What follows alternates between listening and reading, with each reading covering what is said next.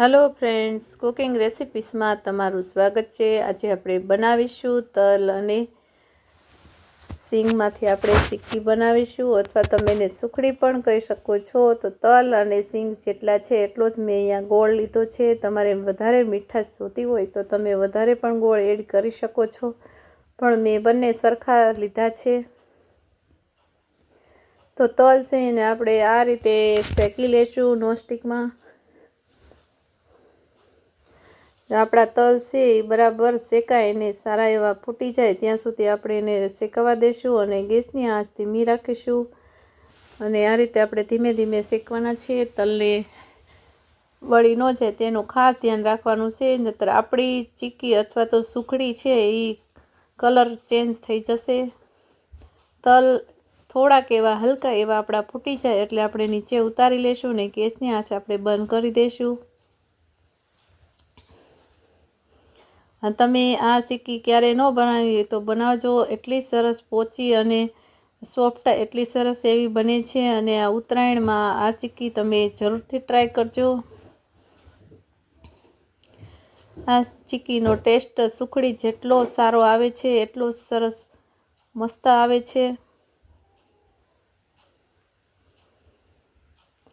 અને અમારી રેસીપી ગમતી હોય અને હજી સુધી ચેનલને સબસ્ક્રાઈબ ન કરી તો સબસ્ક્રાઈબ કરજો અને વધુમાં વધુ તમે શેર કરજો ગ્રુપમાં। હવે તમે જોઈ શકો છો આપણા તલ પણ એકદમ સફેદ એવો ને એવો કલર છે અને આપણા તલ છે એ ફૂટી ગયા છે બધા। તો હવે ગેસની આંચ મેં અહીંયા બંધ કરી દીધી છે અને આપણે એક પ્લેટમાં કાઢી લેશું।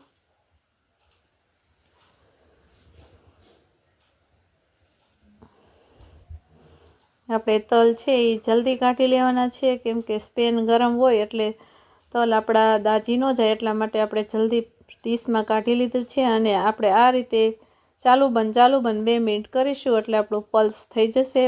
એકદમ ભૂકો કરવાનો નથી, આ રીતનો આપણે દરદરો રાખવાનો છે। હવે આપણે તલને પણ આ રીતે પલ્સ કરીશું।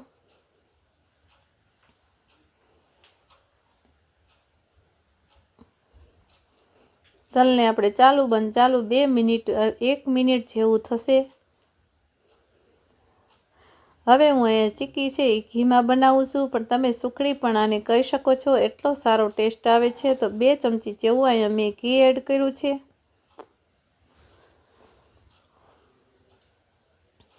ઘી આપણું પીગળી જાય એટલે આપણે ગોળ એડ કરીશું।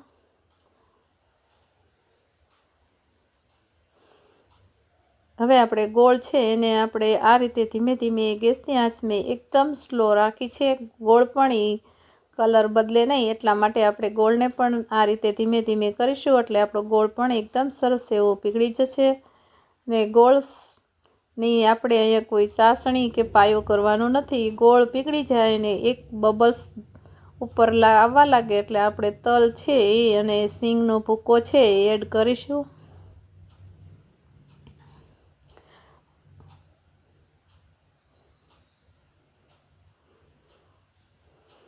આ રીતે તમે ચીક્કી બનાવશો તો એકદમ સરસ એવી ટેસ્ટી અને સારી ચીક્કી બને છે। અને મહિના સુધી તમે એરટાઇટ ડબ્બામાં સ્ટોર કરી અને તમે રાખી મૂકો તો પણ તમે ખાઈ શકો છો। હવે તમે જોઈ શકો છો આપણે બબલ્સ બધા આવી ગયા છે, ગોળ પીગળી ગયો છે સરસ એવો। તો હવે આપણે એમાં એડ કરીશું સિંગનો ભૂકો,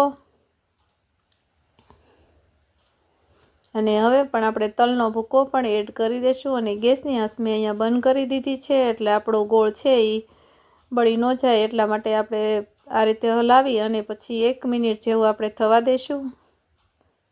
તમે જોઈ શકો છો આપણી ચીક્કી કેટલી સરસ એવી બની અને રેડી થઈ જશે।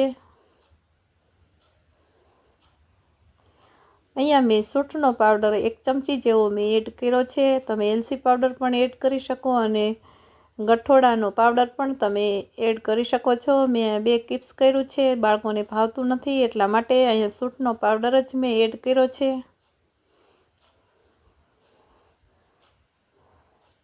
અને આ રીતે આપણે હલાવી અને બનાવીશું તો આપણી ચીક્કી છે એકદમ સરસ એવી પોચી અને એકદમ સોફ્ટ એવી બનશે। મોઢામાં મૂકતા જ આપણી ચીક્કી છે એ પીગળી જાય છે, એટલી સરસ સોફ્ટ બને છે। હવે અહીંયા મેં એક નીચે ઉતારી લેશું। હવે અહીંયા મેં ગેસની આંચ ચાલુ કરી છે ને હવે આપણે 1 મિનિટ જેવું આપણે એને થવા દેશું એટલે ગોળ આપણો એકદમ સરસ એક રસ થઈ જાય અને પાકી જાય એટલા માટે હવે આપણે હલાવી અને આ રીતે બંધ કરી દેશું। હવે ડીશમાં મેં અગાઉથી ઘી લગાડી અને એકદમ ગ્રીસ કરી લીધી છે પ્લેટને। હવે તમે જોઈ શકો છો આપણી ડીશમાં આ રીતે પાથરી દેશું।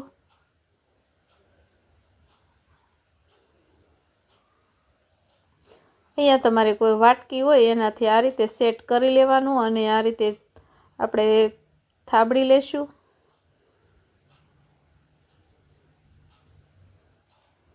અને ઉપરથી આપણે તલ થોડાક મેં રાખ્યા હતા શેકેલા એ આપણે થોડાક એક ચપટી જેટલા એડ કરીશું અને ઉપરથી પિસ્તા અને બદામના મેં ટુકડા કરેલા છે એ પણ એડ કરીશું ને આપણે એને બરાબર એને આ રીતે થાબડી દઈશું વાટકીની મદદથી।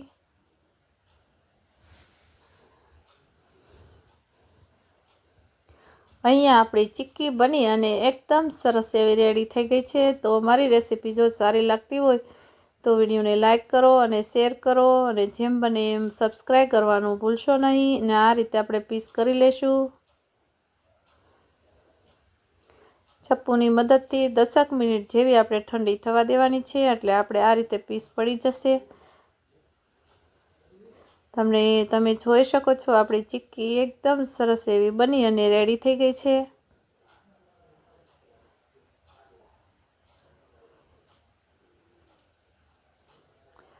હવે આપણે એક પીસ થોડીક એવી ઠંડી થઈ છે આપણે એક પીસ કાઢીશું અને તમે જોઈ શકો છો આ રીતની આપણી સુખડી બની અને રેડી થઈ ગઈ છે ને એકદમ સોફ્ટ એવી બની છે। જોતાં જ